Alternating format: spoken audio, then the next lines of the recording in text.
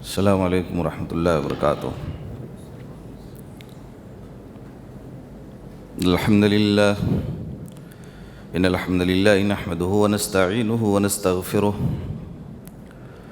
ونعوذ باللہ من شرور انفسنا ومن سیئات اعمالنا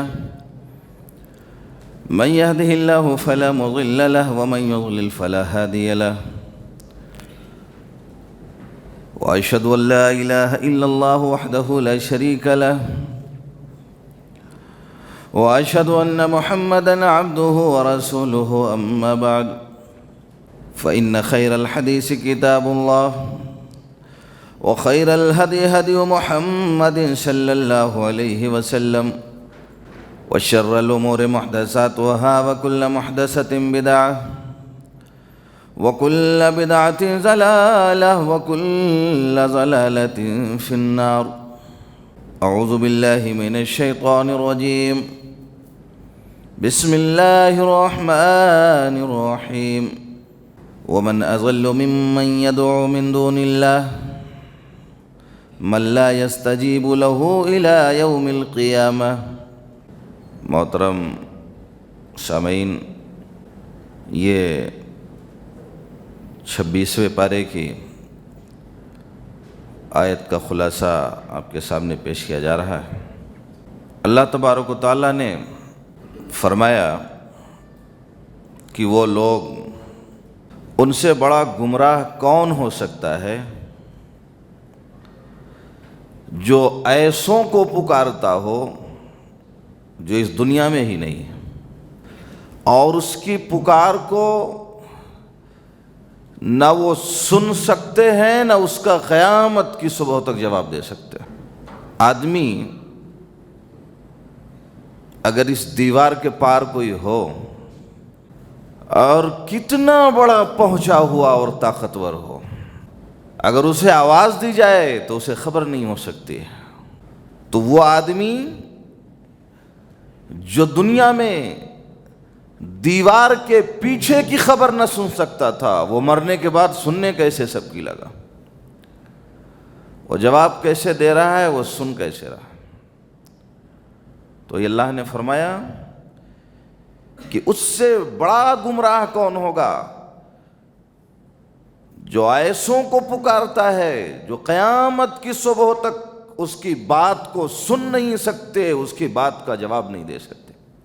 اور اللہ تعالیٰ نے قرآن مجید میں واضح لفظوں میں کہا، وَمَا أَنْتَ بِمُسْمِعٍ مَّن فِي الْقُبُورِ، جو قبروں میں دفن ہیں، مدفون ہیں، آپ انہیں سنا نہیں سکتے۔ امام عبد القادر جیلانی رحمۃ اللہ علیہ ایک آدمی کو دیکھا، وہ قبر سے چمٹا اور لپٹا ہوا پڑا ہوا ہے، اور 12 آپ نے اسے دیکھا۔ تو ایک دن بلایا، کہا اسے کب سے پکار رہا ہے؟ کہا مدتیں گزر گئی۔ تو کہا کہ اس نے سنا، کوئی جواب دیا، کسی مراد کو اس نے پوری کیا؟ کہا کچھ بھی نہیں کیا۔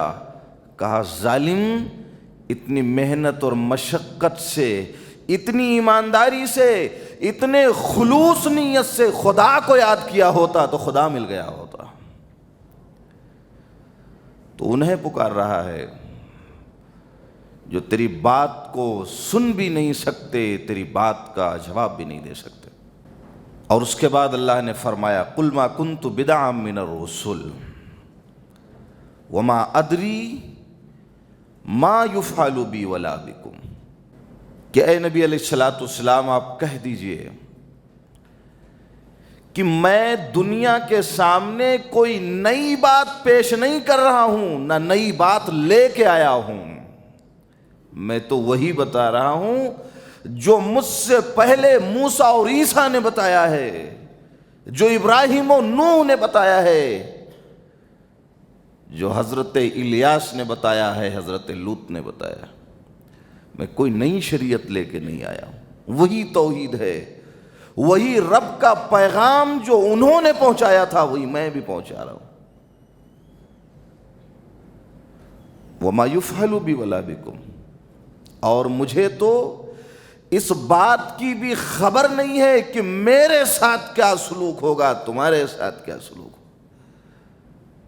میں ادنا بھی کسی معاملے میں اختیار نہیں رکھتا ہوں کہ اللہ تمہارے ساتھ کیا سلوک کرے گا، میرے ساتھ کیا سلوک کرے گا۔ گویا کہ نبی علیہ الصلوۃ والسلام ایک بشیر اور نذیر بنا کے آئے، رشی منی بن کے اس روئے زمین پہ آئے، ڈرانے والے، سمجھانے والے، جنت کی خوشخبری دینے والے آئے۔ آپ کا معاملہ روزی دینا نہیں تھا، موت اور زندگی دینا نہیں تھا، جزا اور سزا دینا نہیں تھا۔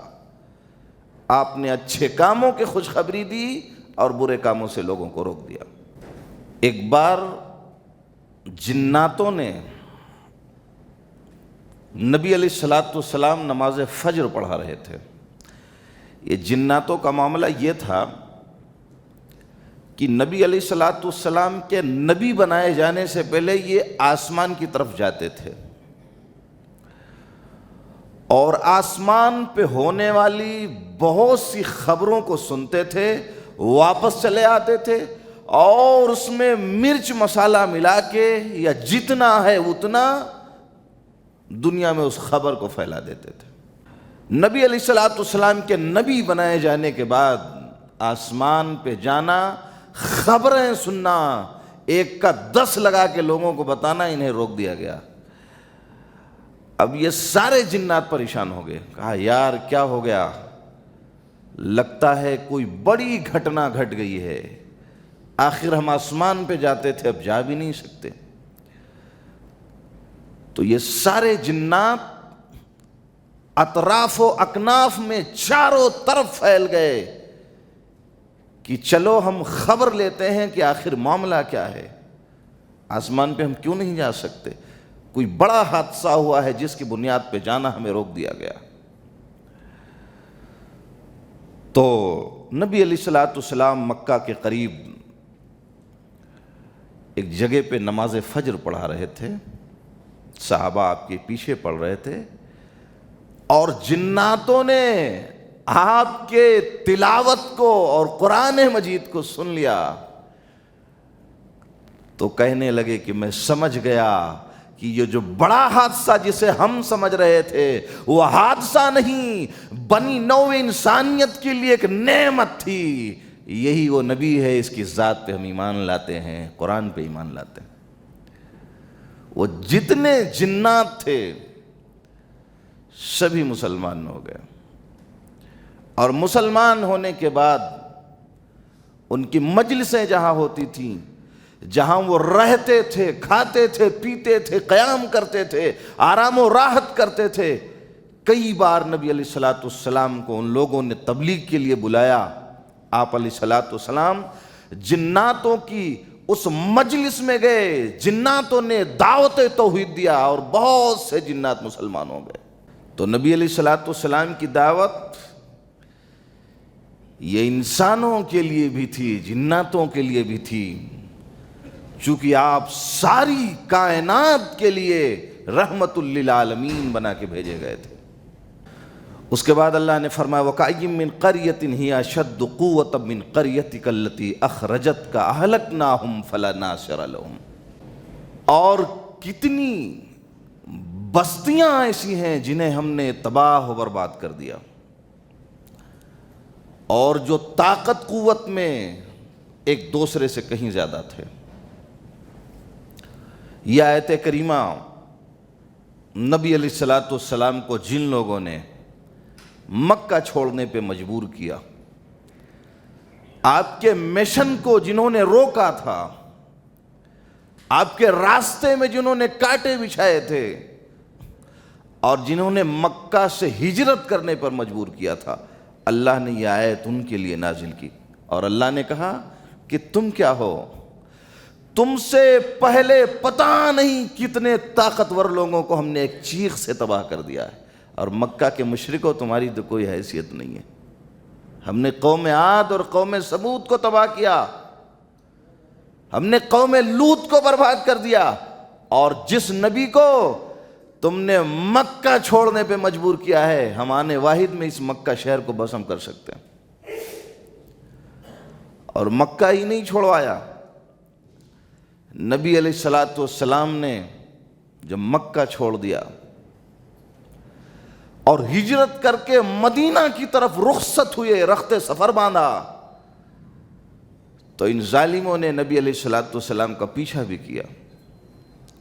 100 اونٹ کی لالچ میں 100 اونٹوں کا انعام رکھا گیا تھا، اور اونٹوں کی لالچ میں کہ رسول کو جو پکڑ کے لائے گا اسے 100 اونٹ کا انعام ملے گا۔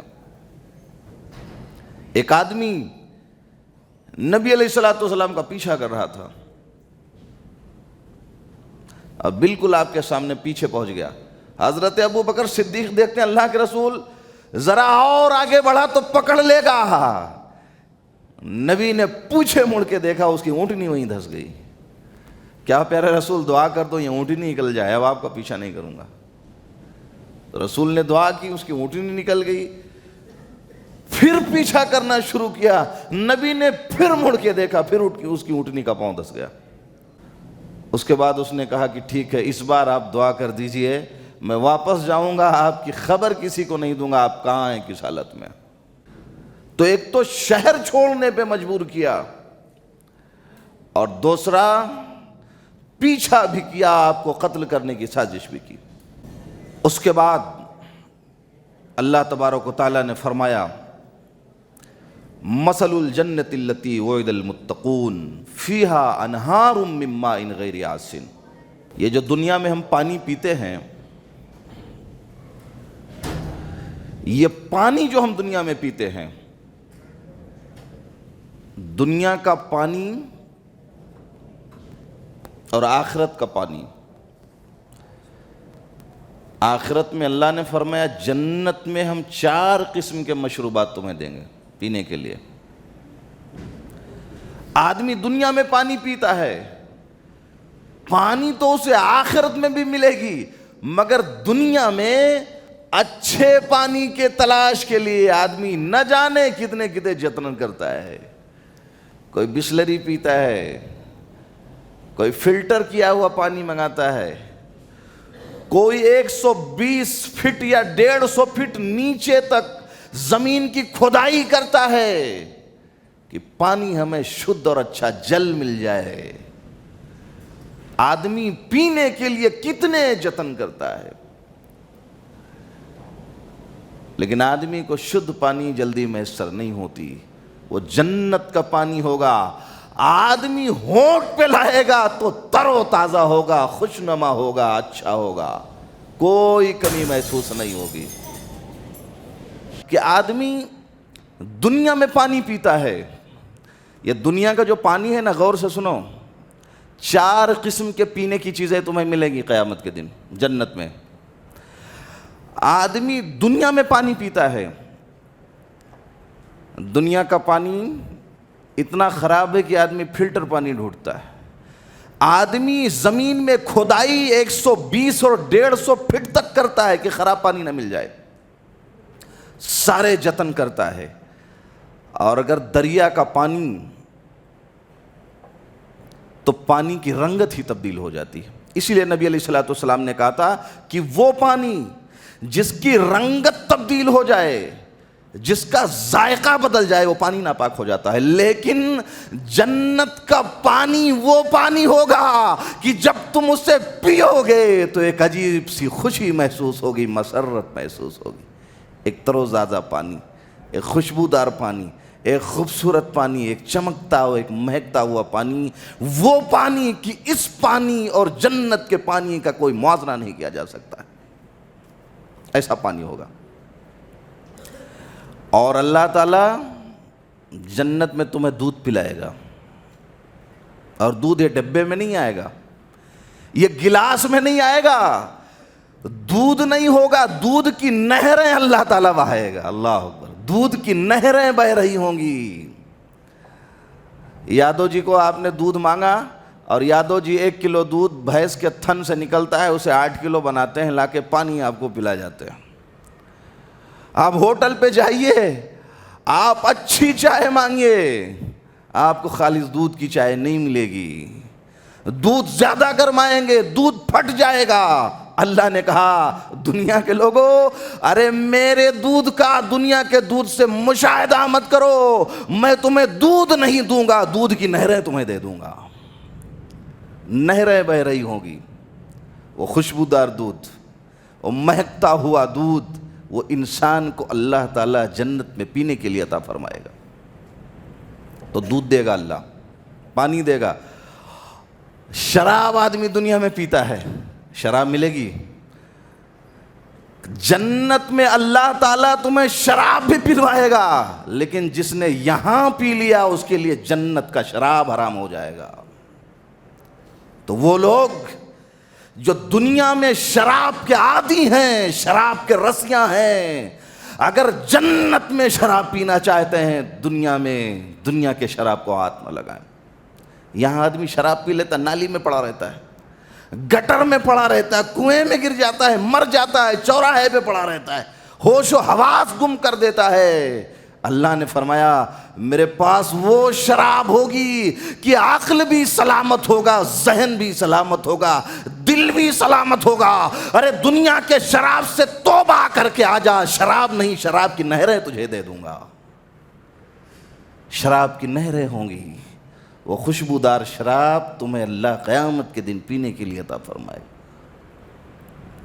شہد دے گا جنت میں پینے کے لیے، آج خالی شہد جائیے آپ کو نہیں مل سکتا ہے، اور مکھیوں سے نکالے ہوئے وہ شہد آدمی اس میں مکس کرتا ہے، پتہ نہیں کیا کیا ملاتا ہے، آپ کو خالی شہد نہیں مل سکتی۔ اللہ نے کہا میرے بندے دنیا کا شہد بھول جا، شہد کی نہریں تجھے دے دوں گا، میری بارگاہ میں آ جا۔ تو اللہ تعالیٰ پینے کے لیے 4-5 قسم کی چیزیں آپ کو دے گا قیامت کے دن، پانی دے گا، شراب دے گا، شہد دے گا اور دودھ دے گا آپ کو پینے کے لیے، اور کھانے کے لیے آدمی کا جو تصور چاہے گا وہ ملے گا۔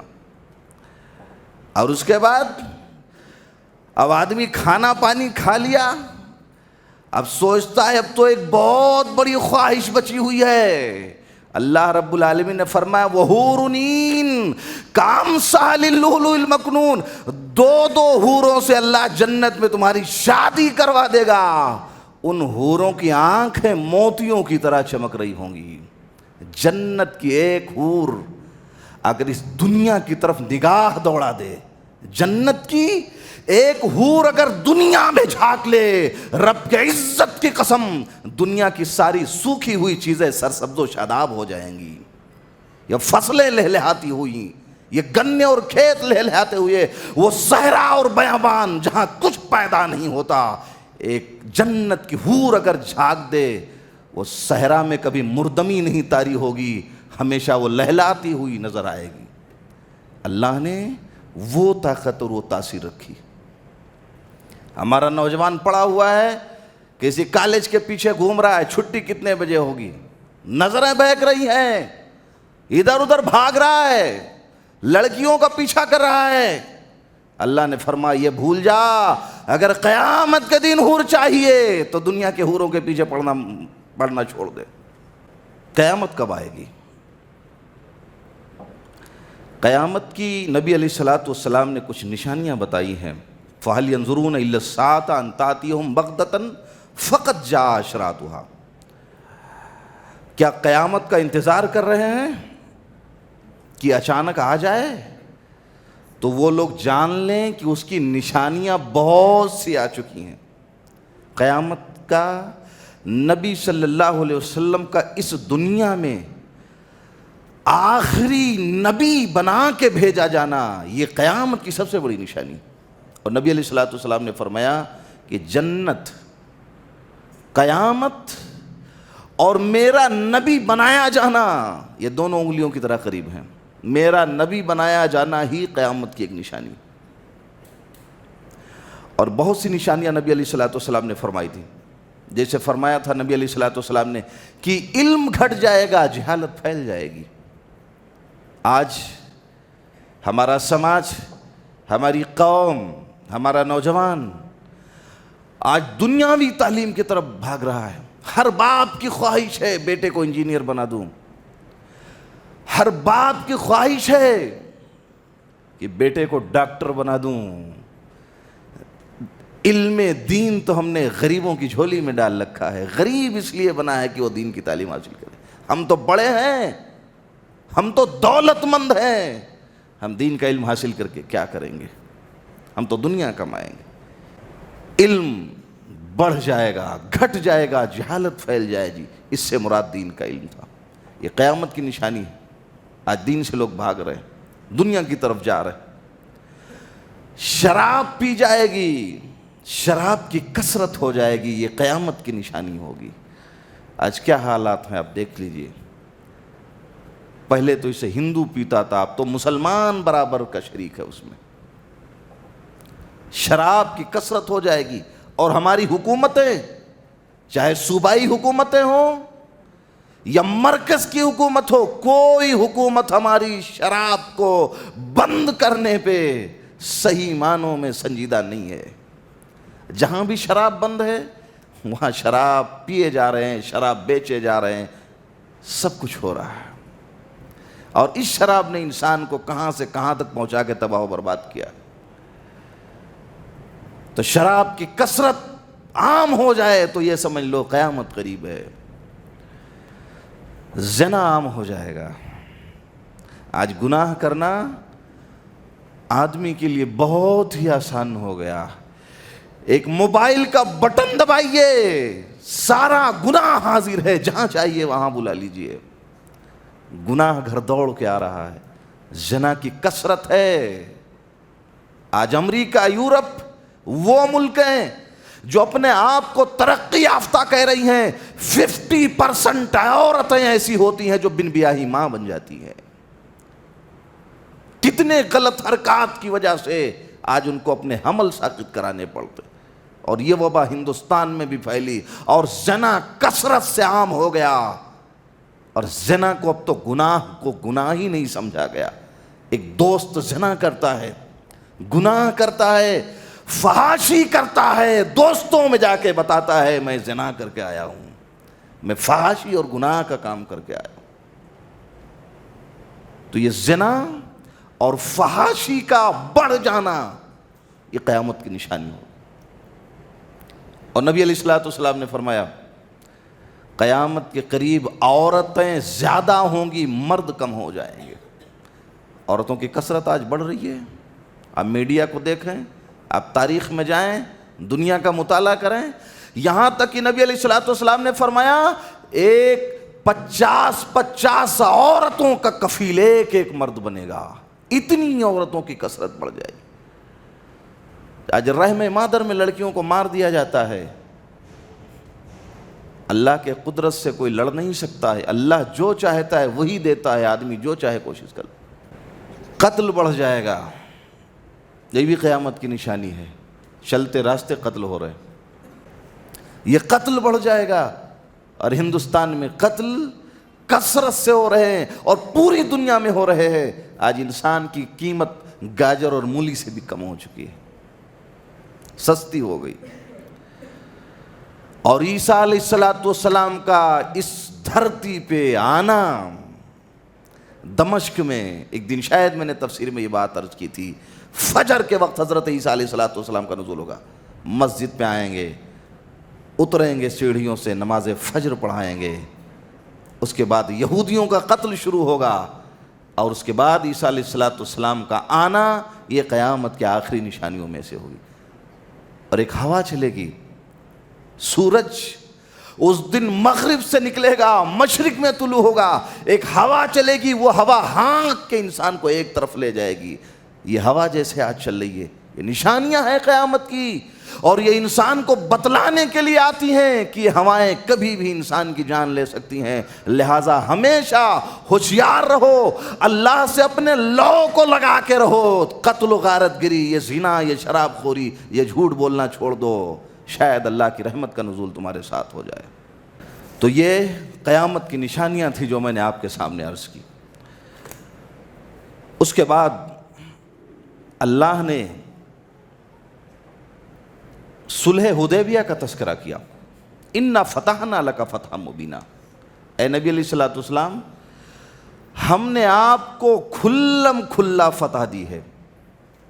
یہ جو فتح مکہ کے نام سے جو ہم سنا کرتے ہیں، نبی علیہ الصلوۃ والسلام تقریباً 1400 صحابہ کرام کو سن 6 ہجری میں لے کے مکہ گئے عمرہ کرنے کے لیے، لیکن مشرکین مکہ نے نبی علیہ الصلوۃ والسلام کو اور ان کے ساتھیوں کو عمرہ کرنے سے روک دیا، کہا کہ ہم آپ کو عمرہ نہیں کرنے دیں گے، ارے یہی وہ لوگ ہیں جنہوں نے غزوہ بدر میں ہمارے لوگوں کا خون کیا ہے، ان مسلمانوں کو مکہ میں گھسنے کی اجازت نہیں دی جائے گی۔ نبی علیہ الصلوۃ والسلام نے مکہ کے باہر پڑاؤ کیا، 1400 صحابہ کرام ساتھ میں تھے، حضرت عثمان غنی رضی اللہ تعالیٰ عنہ کو مکہ بھیجا، سفیر بنا کے، نمائندہ بنا کے، مکہ کے لوگوں سے جاؤ گفتگو کرو، ہمیں عمرہ کیوں نہیں کرنے دینا چاہتے؟ تو حضرت عثمان غنی جب مکہ گئے تو لوگوں نے کہا کہ عثمان غنی ہم مسلمانوں کو تو عمرہ کی اجازت نہیں دیں گے، لیکن آپ آ گئے ہو، آپ کو اجازت ہے، آپ جا کے خانہ کعبہ کا طواف کر لو۔ کہا مشرکین مکہ سن لو، ہمارے ایمان کی امتحان کر لو، ہمارا ایمان کعبہ کو دیکھ کے نہ بھرا، اور نہ ہم کعبہ کو دیکھ کے ایمان لائے ہیں، ہمارا ایمان محمد الرسول اللہ کو دیکھ کے بھرا ہے۔ اور سن لو مشرکین مکہ، تم مجھے اجازت دے رہے ہو خانہ کعبہ کا طواف کر لوں، عمرہ کر لوں، ارے ہمیں کیا پتا خانہ کعبہ کیا تھا، ہم تو 360 بتوں کی پوجا کیا کرتے تھے، یہی وہ خانہ کعبہ ہے جہاں ہم نے زندگی کاٹ دی اس کو سجدہ کرتے کرتے۔ خانہ کعبہ ہم نے بتوں کی پوجا کی، ایک رسول آیا، ہم نے خانہ کعبہ کی عظمت کو جانا، خانہ کعبہ کی حیثیت کو جانا، جب تک نبی ساتھ نہیں ہوگا عثمان غنی کعبہ کا طواف نہیں کر سکتا۔ اور صحن کعبہ میں کھڑے ہو کے عثمان غنی نے کعبے کا طواف کرنے سے انکار کر دیا اور کہا قریش مکہ سن لو، لا کعبہ کا طواف عزت و برکت والا عمل صحیح، لیکن جب تک نبی ساتھ نہیں ہوگا میں طواف نہیں کر سکتا ہوں، جس طرف وہ نظر نہیں آتے ہم وہ رستہ ہی چھوڑ دیتے ہیں، اور کعبہ بنتا ہے اس طرف ہی ریاض، رخ جدھر کو وہ موڑ دیتے ہیں۔ میری زندگی بھی عجیب ہے، میری بندگی بھی عجیب ہے، جہاں مل گیا تیرا نقش پاں وہیں میں نے کعبہ بنا لیا۔ ارے کعبہ کی عظمت کو اگر ہم نے جانا ہے تو رسول کے ذریعہ سے جانا ہے، کعبہ کی عظمت سے ہم نے رسول کو نہیں جانا ہے، جب تک ہمارے نبی نہیں آئیں گے ہم کعبہ کا طواف نہیں کر سکتے۔ کہا پھر کیا ہوگا؟ کہا اجازت دو مسلمانوں کو، کہا نہیں دے سکتے، تو کہا پھر معاہدہ لکھو۔ اس کے بعد سفارتی معاملہ آگے بڑھا اور معاہدہ لکھا جانے لگا کہ مسلمان اس سال واپس مدینہ جائیں، اگلے سال آئیں گے ان کو ہم عمرہ کرنے کی اجازت دیں گے، تلواریں میان میں ہوں گی، کوئی مسلمان تلوار میان سے باہر نہیں نکال سکتا، یہ دوسری شرط تھی۔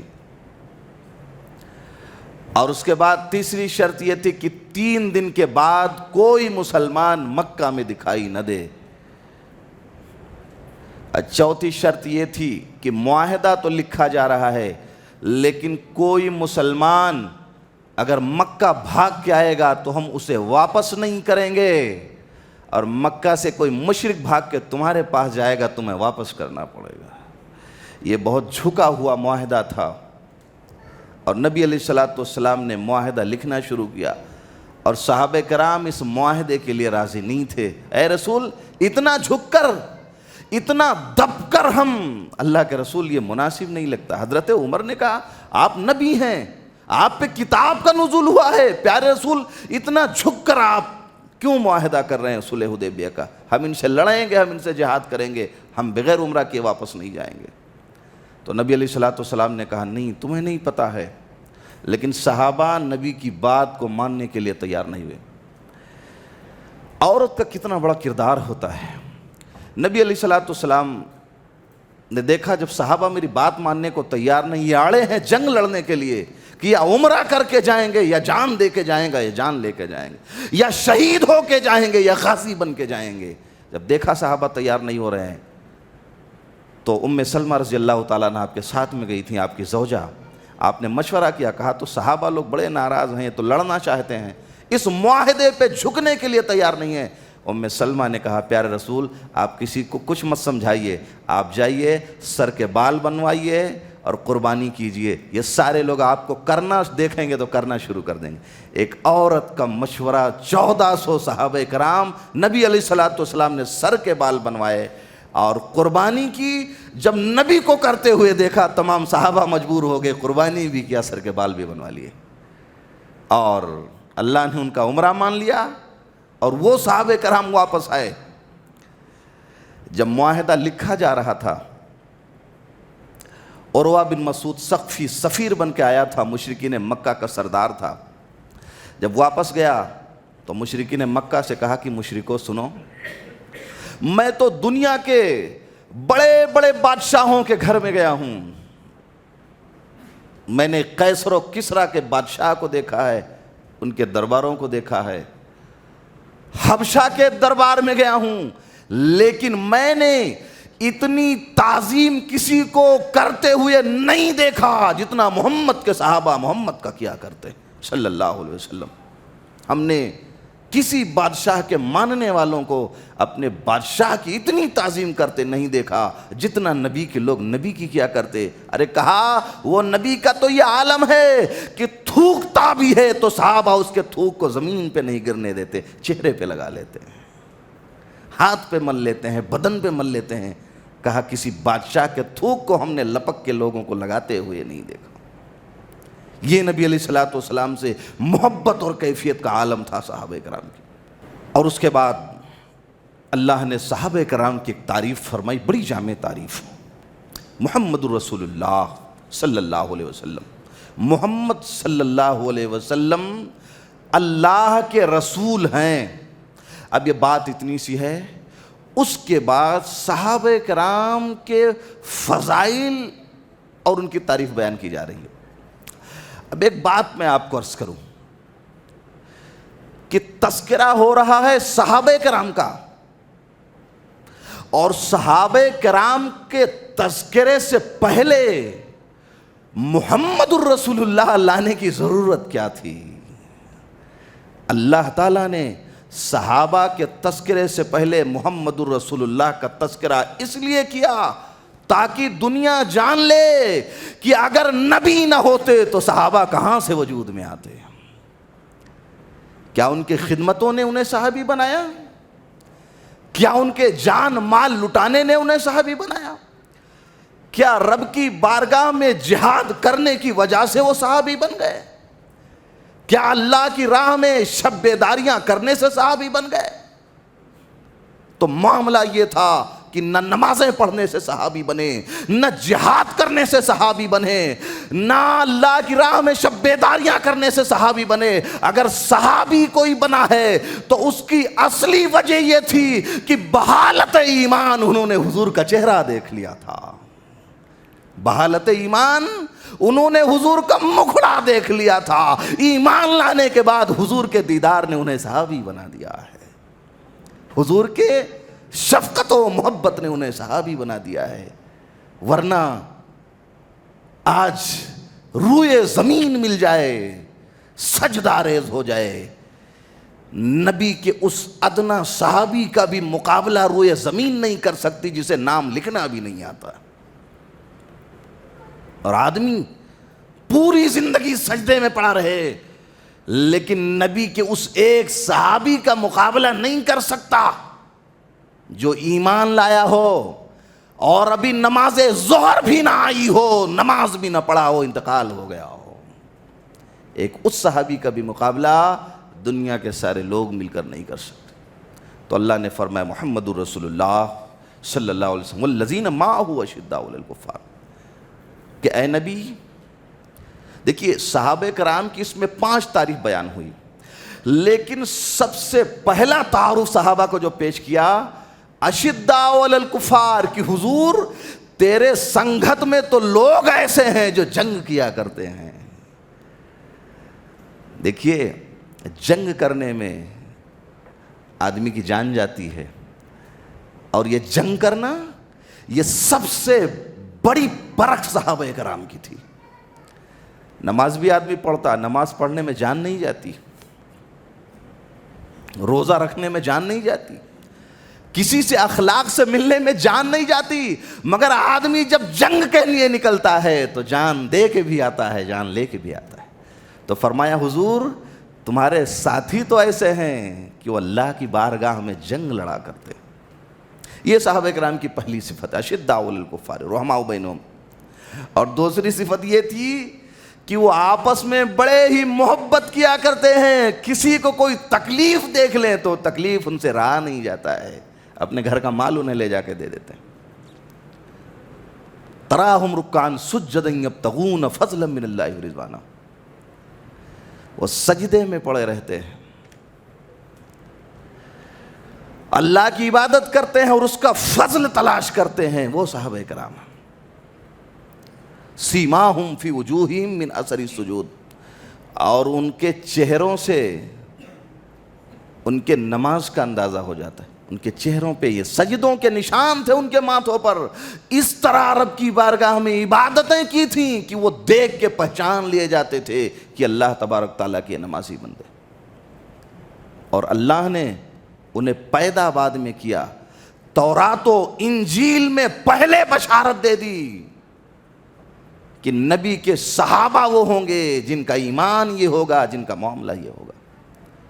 تو صحابہ کرام کی اللہ رب العالمین نے تعریف فرمائی، اور ان کا تذکرہ تورات میں بھی کیا، ان کا تذکرہ انجیل میں بھی کیا۔ اور ایک بات اور، نبی علیہ السلام کے بارے میں اللہ تبارک تعالیٰ نے ایک ادب بتایا دنیا کے لوگوں کو۔ یا ایھا الذین آمنوا لا ترفعوا اصواتکم فوق صوت النبی، کہ اے ایمان والو نبی کی مجلس میں زور زور سے گفتگو مت کیا کرو۔ ولا تجہروا لہ بالقول، جیسا آپس میں گفتگو کرتے ہو اس طریقے سے نبی کے سامنے گفتگو کرنے کی کوشش مت کرو، کہیں ایسا نہ ہو کہ تمہارا ایمان ضائع ہو جائے۔ جب یہ آیت کریمہ نازل ہوئی تھی تو صدیق اکبر نے نبی کی مجلس میں بولنا چھوڑ دیا تھا، اشارے سے گفتگو کیا کرتے تھے، بولنا چھوڑ دیا تھا کہ کہیں ہمارا ایمان نہ ضائع ہو جائے۔ اچھا ایک بات اور، کسی کے گھر پہ اگر آپ جاتے ہیں ملنے کے لیے تو آپ کا معاملہ کیا ہونا چاہیے؟ کچھ لوگ مسلمان ہوئے، دیہاتی لوگ تھے، الہڑ لوگ تھے۔ ایک مرتبہ دوپہر کے وقت نبی علیہ السلام کے گھر پہ آئے، آپ علیہ السلام کے قیلولے کا وقت تھا، دوپہر میں آرام فرما رہے تھے، اور زور زور سے یا محمد کہہ کے وہ لوگ پکارنے لگے۔ تو نبی علیہ السلام تو شرمیلے آدمی، انہوں نے کچھ نہیں کہا، لیکن اللہ کو یہ ادا پسند نہ آئی، جبریل کو بھیج دیا۔ ان الذین ینادونک من وراء الحجرات واکثرهم لا یعقلون، ارے یہ لوگ جو آپ کے حجرے اور کمرے کے پیچھے سے آپ کو بلا رہے ہیں، یہ جاہل ہیں، یہ بے عقل لوگ ہیں، انہیں پتہ نہیں ہے کہ مصطفیٰ سے بات کیسے کرنی چاہیے۔ تو کسی کے گھر پہ اگر کسی سے ملنے کے لیے جاؤ تو کم سے کم اس کا تقاضا یہ ہے کہ اس کا وقت جان لو، کب ملنا پسند کرتا ہے، کب ملنا پسند نہیں کرتا ہے۔ اب اگر 11 بجے رات میں کسی کے گھر پہنچ جاؤ گے، وہ آپ کے ساتھ کیا کرے گا؟ دوپہر کا وقت آدمی کے آرام و راحت کا وقت ہوتا ہے، کسی کے گھر پہ جانے سے احتیاط کیا کرو۔ کسی سے ملنے، کسی کے گھر جانے سے پہلے ہو سکتا ہے ادب میں لحاظ میں آپ کو کچھ نہ کہہ سکے، لیکن شاید اس کے دل کو تکلیف محسوس ہو۔ اور ایک بات اور، آج اڑتی خبریں، یہ میڈیا کا دور ہے، فیس بک و واٹس ایپ پہ فوراً آ جاتا ہے۔ یہ اڑتی خبروں پہ کتنا یقین کرنا چاہیے؟ کچھ لوگ تو اتنے ماہر ہوتے ہیں کہ کوئی بھی خبر ہوتی ہے ترنت وہ پتہ نہیں کہاں پہنچا دیتے۔ کچھ لوگ دن بھر یہی کام کرتے ہیں، کوئی بھی میسج آیا اس کو فارورڈ کر دیا، صحیح نہیں دیکھا، غلط نہیں دیکھا، تحقیق نہیں کیا. دیکھیے بار بار کسی بھی میسج کو کسی کے پاس بھیجنے سے سب سے پہلی جو نقصان ہے آپ کا احترام ختم ہو جائے گا. کبھی آپ اچھی چیز بھی بھیجو گے تو آدمی نہیں پڑھے گا. ہر آئی ہوئی میسج کو کسی کے پاس مت بھیجا کرو، آپ کا وزن برقرار نہیں رہے گا. پتہ نہیں کون کون سی باتیں کہاں کہاں پہنچا دی جاتی ہیں جس کا کوئی سر نہیں ہوتا ہے، کوئی پاؤں نہیں ہوتا ہے.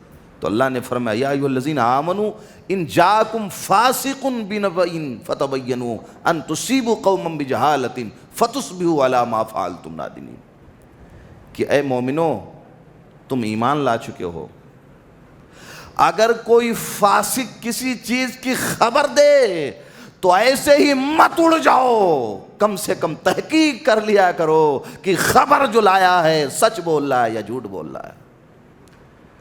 آدمی سنی سنائی بات کو سن لیتا ہے، بغیر تحقیق کے اس پہ عمل کر لیتا ہے، نقصان اتنا اٹھا لیتا ہے کہ سامنے والے سے کبھی چہرہ نہیں ملا پاتا ہے. تو کسی خبر کو یوں ہی مت مان لیا کرو جب تک اس کی گہرائی میں اتر نہ جاؤ. اور اس کے بعد اللہ نے فرمایا یا ایھا الذین آمنوا لا یسخر قوم من قوم عسیٰ ان یکونوا خیرا منہم. یہ سماج سے جڑی ہوئی تمام آیتیں میں آپ کو دے رہا ہوں. آج اللہ نے فرمایا کہ اے ایمان والو تمہاری یہ ذمہ داری ہے کہ کوئی خاندان کسی خاندان کا مذاق مت اڑائے، کوئی قبیلہ کسی قبیلے کا مذاق نہ اڑائے. لا یسخر قوم من قوم عسیٰ ان یکونوا خیرا منہم.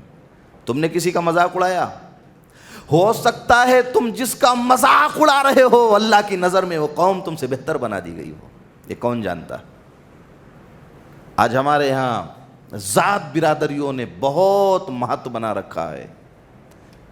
ہندوؤں میں چلتا تھا وہ برہمن ہے بڑی ذات کا ہے، وہ ٹھاکر ہے بڑی ذات کا ہے، وہ سری واستو لالا ہے بڑی ذات کا ہے.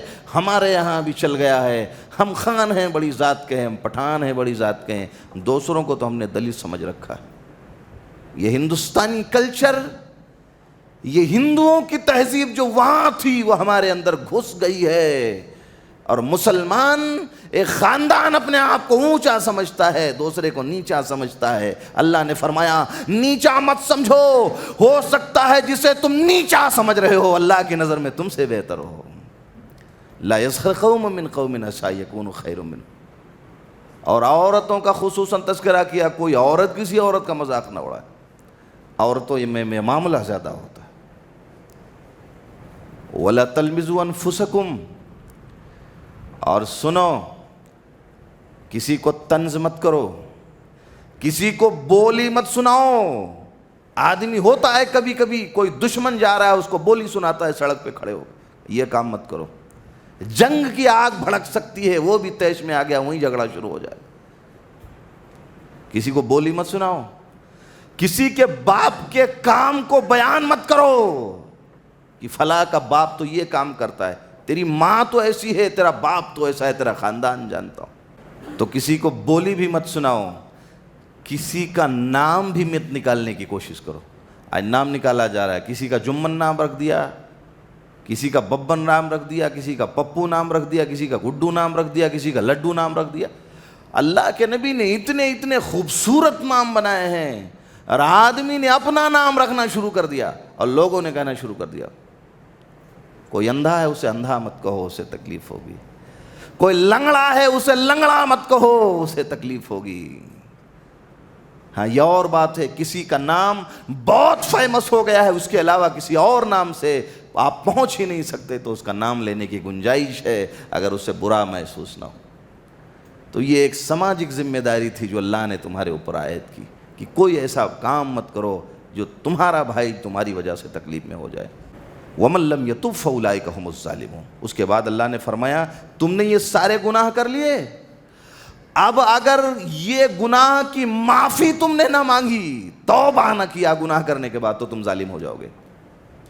یعنی اگر آدمی سے گناہ ہو گیا ہے تو ایک تو صاحب معاملہ سے جا کے مل لے کہ مجھے معاف کر دیجئے، ہم نے آپ کے ساتھ برتاؤ اچھا نہیں کیا ہے. صاحب معاملہ نے معاف کر دیا، اللہ سے معافی مانگ لے، اللہ عہد کرتا ہوں اب میں کسی کی غیبت اور برائی نہیں کروں گا.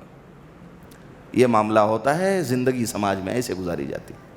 اور کسی کے بارے میں بدگمانی بھی مت کیا کرو. آج بدگمانی تو بہت آگے آگے چلتی ہے. اے ایمان والو، یا ایھا الذین آمنوا اجتنبوا کثیرا من الظن ان بعض الظن اثم. بعض بدگمانیاں بھی انسان کو گناہ تک پہنچا دیتی. کسی کے بارے میں، انسان کے بارے میں اچھا تصور کرو. مسلمان ہے، اچھا ہے، کلمہ پڑھا ہے، نمازی ہے، کچھ نہیں جانتے تو ذہن کو اس کے تعلق سے صاف رکھو، گمان اچھا رکھو، خیال اچھا رکھو، وام اچھا رکھو.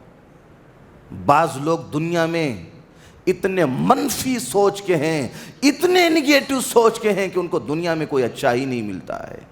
لیکن ایسے لوگ شاید اپنا گریبان پھاڑ کے اپنے کردار پہ نگاہ ڈالیں گے، ان سے برا کوئی سرزمین پہ نہیں ملے گا. تو گمان کسی کے بارے میں اچھا رکھو، اور کسی کی جاسوسی مت کرو. اب دو لوگ کھڑے ہو کے بات کر رہے ہیں، پیچھے لگ جاؤ. کان میں موبائل لگا ہے، دوسرا کان ادھر لگا ہوا ہے، اور کون کیا کر رہا ہے؟ کسی کی جاسوسی مت کرو. اور جو لوگ دوسروں کی جاسوسی کرتے ہیں، اللہ اگر ان کے لیے جاسوسی کروا دے گا، کتنا بڑا مسئلہ کھڑا ہو جائے گا. وَلَا يَغْتَبْ بَعْضُكُمْ بَعْضًا. جاسوسی کے بعد کسی کی غیبت بھی مت کرو. کیا تم پسند کرتے ہو کہ اپنے مرے ہوئے بھائی کا گوشت کھاؤ؟ تم کبھی نہیں پسند کرو گے. تو جس طرح مرے ہوئے بھائی کا گوشت کھانا پسند نہیں کر سکتے، اسی لیے کسی کی غیبت بھی مت کرو. اس سے بھیانک جرم اور گناہ ہے. نبی علیہ السلام جب معراج کی رات میں گئے تھے، دیکھا تھا کچھ لوگ اپنے ہاتھوں سے، اپنے ناخنوں سے اپنا چہرہ نوچ رہے ہیں. ہؤلاء الذین یاکلون لحوم الناس. جبریل یہ کون ہے؟ ارے یہ تو خود کو سزا دے رہے ہیں، انگلیوں سے چہرہ اور بدن اور ہاتھ نوچ رہے ہیں. فرمایا نبی علیہ السلام آپ کو پتہ نہیں، یہ وہ لوگ ہیں جو دن بھر دنیا میں دوسروں کی غیبت کیا کرتے تھے، اپنی برائیوں پر انہوں نے کبھی نگاہ نہیں ڈالی تھی. حضرت ماعز اسلمی رضی اللہ تعالیٰ عنہ زنا کے جرم میں قتل کر دیے گئے، اور کچھ صحابہ تھے جو کھڑے غیبت کر رہے تھے. آپ نے سنا، بلایا، کہا ادھر آؤ. کیا باتیں ہو رہی تھیں؟ انہوں نے بتایا ایک مردار جانور پڑا تھا، کہا اسے کھاؤ. کہا اللہ کے رسول مردار جانور کھاؤں؟ کیا بتا رہے ہیں؟ کہا ابھی ابھی تم نے ماعز اسلمی کی غیبت کی ہے.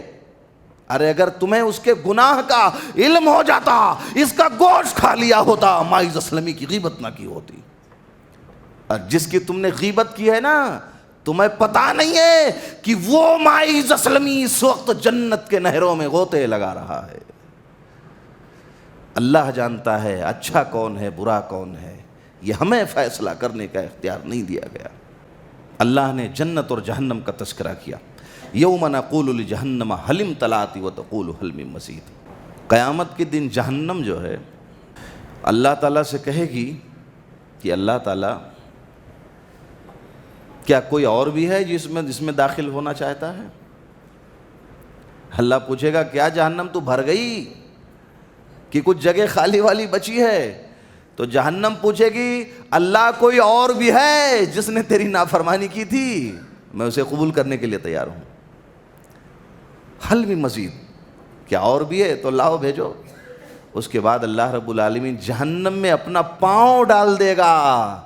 جہنم کہے گی اللہ تعالیٰ بس میں بھر گئی، اب کسی کی ضرورت نہیں ہے. جہنم میں اللہ اپنا پاؤں داخل کرے گا، جہنم کہے گی میں بھر گئی، اب کسی کی ضرورت نہیں. حل من مزید، کوئی اور بھی ہے تو بھیج دے. یہ اللہ رب العالمین جتنے جہنم کے لوگ ہیں وہ جہنم میں جائیں گے.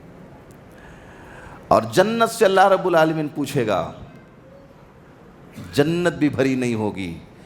اللہ تعالیٰ ایک دوسری مخلوق پیدا کرے گا، ایک دوسری مخلوق پیدا ہوگی. اللہ ایک نئی مخلوق پیدا کرے گا، ان کو جنت میں داخل کرے گا، اور ان کو داخل کر کے اللہ تعالیٰ جنت کو بھر دے گا.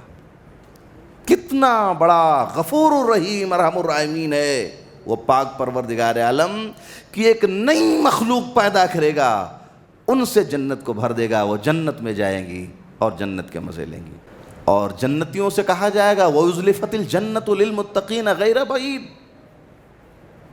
کہ جنتیوں جاؤ جنت کے مزے لو اور آرام سے مزے لو، عیش کرو، جاؤ ہمیشہ ہمیش کے لیے جنت میں تم داخل ہو جاؤ۔ وَأُزْلِفَتِ الْجَنَّةُ لِلْمُتَّقِينَ غَيْرَ بَعِيدٍ هَذَا مَا تُوعَدُونَ لِكُلِّ أَوَّابٍ حَفِيظٍ، یہی وہ دن تھا جس دن کا ہم نے تم سے وعدہ کیا تھا، ہم نے آج اپنا وعدہ بھی پورا کر دیا۔ ادخلوها بسلام ذالک یوم الخلود، اور جنت میں جنتیوں تم سلامی کے ساتھ داخل ہو جاؤ۔ تو یہ ایک مختصر سی گفتگو تھی جو میں نے آپ کے سامنے عرض کی۔ اللہ سے دعا ہے اللہ تبارک تعالی ہم تمام مسلمانوں کو قرآن مجید جو بھی ہم پڑھتے ہیں سنتے ہیں تفسیر، اللہ تعالی ہم تمام مسلمانوں کو اس پہ عمل کرنے کی توفیق عطا فرمائے۔ آمین وآخر دعوانا ان الحمدللہ رب العالمین۔